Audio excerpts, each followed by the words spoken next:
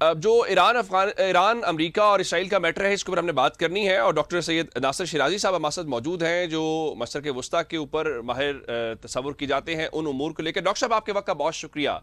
मुझे बताइए कि ये जंग पहले तो हमने ये देखा कि इसराइल अमेरिका और ईरान को लेकर थी, अब उसमें कल टर्की के हवाले से भी चीज़ें हुई, आज फिर आज़रबाईजान के हवाले से चीज़ें हैं। ये जंग फैलती जा रही है। श्रीलंका के जो मामलात हैं वो भी आपने देखे कल, वहां पे जहाज डबोने के हवाले से।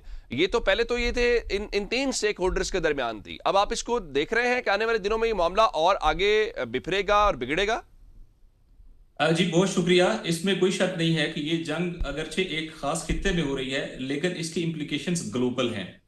और जैसा कि ईरान के सुप्रीम लीडर जिनको शहीद कर दिया गया, उन्होंने वाज़ेह तौर पे पहले ये कहा था कि अगर अमेरिका ये समझता है कि ये जंग दो फरीकों के दरमियान होगी या तीन के दरमियान होगी तो ये उसकी भूल है। ये एक रीजनल वार होगी। इस वक्त तकरीबन 700 किलोमीटर तक की जो रेंज है, from Mediterranean to the Red Sea और फिर पर्शियन गल्फ, ये सारा एरिया इसकी जद में है। और ये आपने दुरुस्त ठीक। कहा, चूंकि मुश्किल ये है कि ईरान जाहिर है अमेरिका को डायरेक्ट हिट नहीं कर सकता। और अमेरिका ने ईरान के ऊपर जो हमला किया हुआ है वो एग्जिस्टेंशियल थ्रेट है इस वक्त ईरान के लिए, यानी उसकी अपनी बका की जंग है जो वो लड़ रहा है। तो बका की जंग के लिए फिर जाहिर है ठीक। आपको सारे ऑप्शन ऑन बोर्ड रखने पड़ते हैं। और फिर अमेरिका जो जिसने ये इलीगल वार लॉन्च की या इम्पोज्ड वार है, जाहिर है तो इसमें उन्होंने तमाम जो बैन अवी कवानीन और एथिक्स हैं उसको उसने बरसरे ताक रख दिया है। जैसे आप देखें खुद यूरोप के अंदर बहुत कंट्रीज ने, जैसे कि स्पेन है, उसने बड़ा शदीद डिसएग्रीमेंट दिया है। जो वर्ल्ड पावर्स हैं, रशिया, चाइना, डिसएग्रीमेंट दिया है। यूनाइटेड नेशन में केस नहीं किया। प्रेसिडेंट ये कहता है कि my personal morality is international law, यानी कोई बैन अवी कानून नहीं है। तो जाहिर है फिर इस रीजन के अंदर ठीक। उनके जितने भी मिलिट्री इंस्टॉलेशन हैं वो ईरान का लेजिटिमेट टारगेट बनते हैं। तो बदकिस्मती से इस रीजन में जो ठीक। मिलिट्री टारगेट्स हैं वहीं से ही ईरान के ऊपर अटैक भी हो रहे हैं। तो जाहिर है जब ईरान वहां अटैक करेगा तो जंग का दायरा फैलता जाएगा। जाहिर है जिधर से उनके ऊपर अटैक होगा उन्हें रेस्पॉन्ड करना पड़ेगा। दूसरा ये कि आपको पता है कि इस रीजन को फिफ्थ फ्लीट देखता है। फिफ्थ फ्लीट जो है वो बहरीन के अंदर मुस्तकर है और उसकी जिम्मेदारी है इस पूरे रीजन की जितनी भी अमेरिकन मिलिट्री रिक्वायरमेंट है वो फिफ्थ फ्लीट ने पूरी करनी होती है। और सेंट काम जो है ठीक। वो इस रीजन के अंदर अमेरिकन इंटेलिजेंस है, उसका आंख है। अगर ये नहीं होगा तो फिफ्थ फ्लीट अपना रोल प्ले नहीं कर सकता। तो अल्टीमेटली ये सारे कंट्रीज और इसी तरीके से जो लॉजिस्टिक है उसमें अनफॉर्चुनेटली जबले अली और उसके नजदीक के इलाके जो है ये लॉजिस्टिक्स प्रोवाइड करते हैं। तो ये जब तक जाहिर है कि हिट नहीं होंगे तो जाहिर है ईरान अपने ऊपर जो थ्रेट है उसको काउंटर भी नहीं कर सकता। तुर्की वाले मसले पे जो ठीक। आपने कहा, मेरी मालूमात के मुताबिक, और मैंने उसको क्रॉस चेक भी किया फिर वेरीफाई भी किया है, क्योंकि अभी एक मसला ये हुआ है कि ईरान का निशाना है मिलिट्री इंस्टॉलेशन, लेकिन मुसाद के ठीक। एजेंट्स जो हैं वो ये कोशिश करते हैं कि जो कोई सिविल मैं इंस्टॉलेशन भी अटैक डॉक्टर साहब करके, जैसा कि गैस गैस डॉक्टर या साहब ऑयल की कता कोई कलामी की installation- माफ।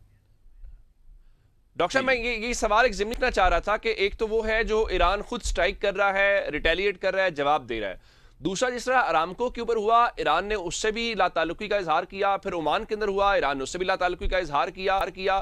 फिर टर्की के मैटर के ऊपर भी आज ईरान की फौज ने कहा यह हमने नहीं किया। फिर आज आज़रबाईजान वाला हुआ। फिर अमेरिकन अपने टकर कार्सन ने दावा किया कि मोसाद के लोग पकड़े गए हैं कतर और सऊदी अरब के अंदर। ये कहीं ईरान को सबक सिखाने के अलावा जो इसराइल है वो इसमें मजीद खराबी चाहता है कि जो गल्फ कंट्रीज हैं वो ईरान के साथ खुद लड़ें और फिर हम बैठकर देखें आपस में लड़ना शुरू हो गए हैं। एग्जैक्टली ये बहुत अच्छी बात की आपने। मैं बिल्कुल इसी तरफ आ रहा था। मैं ये कह रहा था कि ईरान के लिए तो कोई माने नहीं है ना, जब वो यूएई के अंदर अमेरिकन एसेट्स पे अटैक करता है, अल उदैद पे अटैक करता है, या बहरीन के अंदर फिफ्थ फ्लीट पे, तो वो एक्नॉलेज करता है कि हाँ मैंने किया है। ठीक है, वो इसका डिनायल नहीं देता। ठीक। तो उसको तो ये कोई प्रॉब्लम नहीं है। लेकिन जब इस तरह की सिविल इंस्टॉलेशन का मैटर आता है तो ईरान डिनायल देता है, क्योंकि ये ईरान का इंटरेस्ट नहीं है वहां पे करना। और दूसरी बात ये है कि जो एक्सपोर्ट और इंपोर्ट होनी है वो सारी तो पर्शियन गल्फ से होनी है, वो सारी तो हुर्मुज स्टेट से होनी है। और हुर्मुज ठीक। स्टेट का टोटल कंट्रोल इस वक्त ईरान के पास है। और इफेक्टिवली इस वक्त पूरी दुनिया हम्म। सीज में है, यानी गैस और ऑयल के एतबार से। तो अल्टीमेटली ईरान के पास तो कोई हम्म। हिट करने का उनकी सिविल इंस्टॉलेशन को जरूरत ही नहीं है। हाँ, मेरा ख्याल है कि आपने हम्म। दुरुस्त कहा है, तुर्की ने की तरफ से भी डिनायल आ गया है और एक एक एक मिसाइल की टोटल बात आई है। तो इसका मतलब हो गया कि ये मुसाद ये एफर्ट जरूर कर रही है कि ये जंग जो हमें लड़नी पड़ रही है, और अगरचे हम ही ने शुरू की, यानी इसराइल और अमेरिका ने, लेकिन किसी तरीके से ये हम्म। फ्रीक भी जंग का पार्ट बन के हमारा बर्डन शेयर करे। ये आपकी बात बिल्कुल ठीक है। ठीक। और मेरा ख्याल है कि अभी तक इन ममालिक ठीक। ने इस लिहाज से कम अज कम जो है वो रेस्ट्रेंट का सबूत दिया है और अपने आप को इसराइल के उसमें नहीं लेके गए। हाँ, जो मामला है बिल्कुल। अजरबैजान का, वो काफी क्रिटिकल और डिफरेंट है।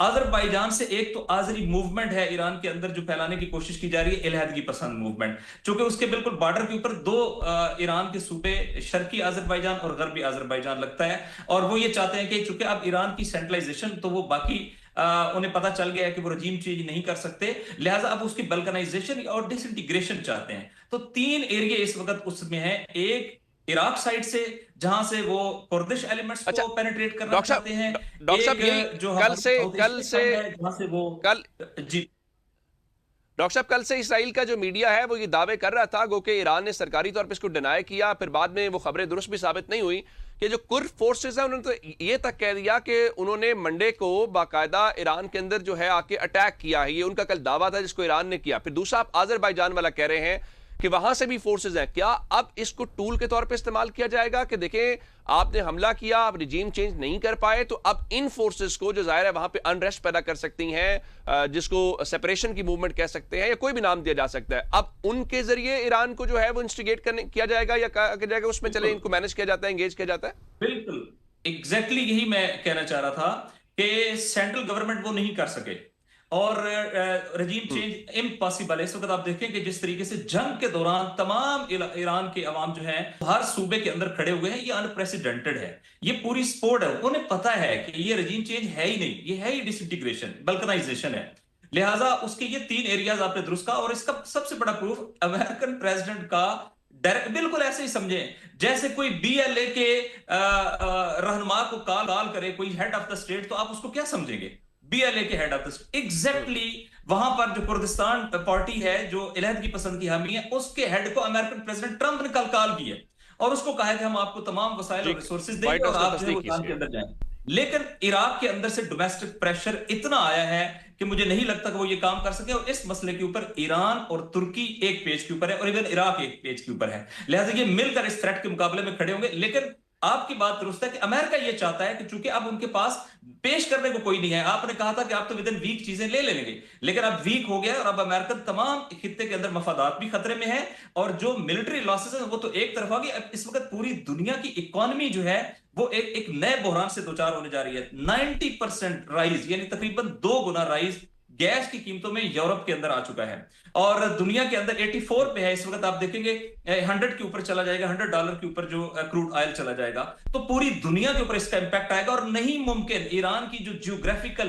वो उसकी स्ट्रेंथ है वो इतनी ज्यादा है, वो सिर्फ एक कशम को भी अगर यूज करे तो पर्शियन गल्फ के हॉर्मस स्ट्रेट से कोई जहाज नहीं निकल सकता है। उसके लिए उन्हें नेवी नहीं चाहिए, उसके लिए उन्हें सिर्फ एक दो टैंकर हिट होने चाहिए और वो हिट हो गए आज अमेरिका के।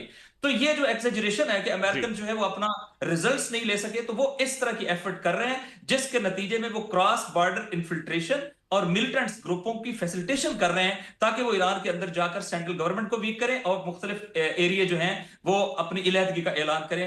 ये प्लॉट और साजिश यकीनी तौर पर यही है।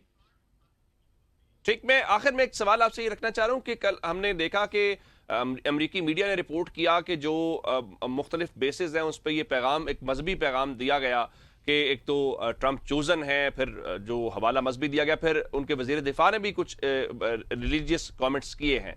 आप समझते हैं कि ये मजहबी टच देना, फिर वो जो क्लैश ऑफ सिविलाइजेशन वाली बातें थी, वो खुद अमेरिकन अपने मुंह से बोल रहे हैं? देखिए मेरे ख्याल अब ये कोई ख्वाबो ख्याल वाली बात रही नहीं। हम इसको कहते थे कि ये कॉन्स्पिरेसी थ्योरी है, नहीं हकीकत है। अमेरिकन प्रेसिडेंट ने भी इस तरह के इशारे दिए हैं।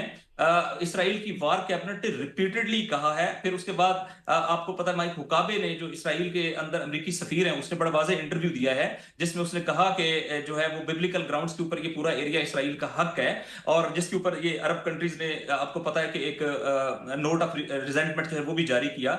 तो ये तो बड़ा वाजे है कि वो ये जंग जो भी कहें, इस जंग के अंदर मजहबी ग्राउंड्स हैं और इसराइल मजहबी बुनियाद पर यहां पर है। ग्रेटर इसराइल के पीछे प्रॉमिस्ड लैंड का आइडिया है और प्रॉमिस्ड लैंड जो है वो बिलाकर हमारे मुकद्दस सरजमीन मक्का मदीना और करबला और नजफ को अपने अंदर इन्वॉल्व किए हुए है, यानी ये एरिया उसके अंदर है। और ये जो जंग है, इस जंग में असल डेटर्स ईरान है। ईरान ही इस पूरे खित्ते में भी और ग्लोबली भी अगर आप देखें, वो वाहिद कंट्री है कि जो डायरेक्ट फलस्तीनियों की हिमायत में हर तरह से खड़ा है और इसराइल के मुकाबले में मिलिटरली भी खड़ा है। कोई इस्लामी मुल्क आप एक का नाम भी नहीं ले सकते जो इसराइल के मुकाबले में मिलिटरली खड़ा हो, इवन अ सिंगल। तो ये वो वाहिद रुकावट है जिसे हटाना चाहते हैं और उनका ख्याल ये है कि अगर डिसइंटीग्रेशन ऑफ द रीजन, जिसको वो रीशेप और रीसाइज करना चाहते हैं, पहले वो चाहते थे सीरिया से और लेबनान से और फलस्तीन से। बहरहाल फलस्तीनियों की मुजामत को दाद देनी पड़ेगी, लेबनान की मुजामत को दाद देनी पड़ेगी। उन्होंने वहां से उसको एक्सपेंड नहीं करने दिया और उनकी पॉलिसी ऑफ एनेक्सेशन जो है वो वहां पे नाकाम हुई है, अगरचे बहुत बड़ी कुर्बानी इन्होंने दी। तो अब ये दूसरी साइड से शुरू कर रहे हैं बिल्कुल और ठीक ये है। अब हमारा हिस्सा जो है वो अभी उसका दूसरे शिकार है। बिल्कुल ठीक। डॉक्टर सैयद नासिर शिराजी साहब, आपका बहुत शुक्रिया। आपने बड़ी तफसील के साथ जो इस वक्त मशरक़ वस्ता के उमूर हैं उसके ऊपर अपनी माहिराना राय दी है। प्रोग्राम का वक्त खत्म हो गया जी, हमें इजाज़त दीजिएगा। खुदा हाफिज।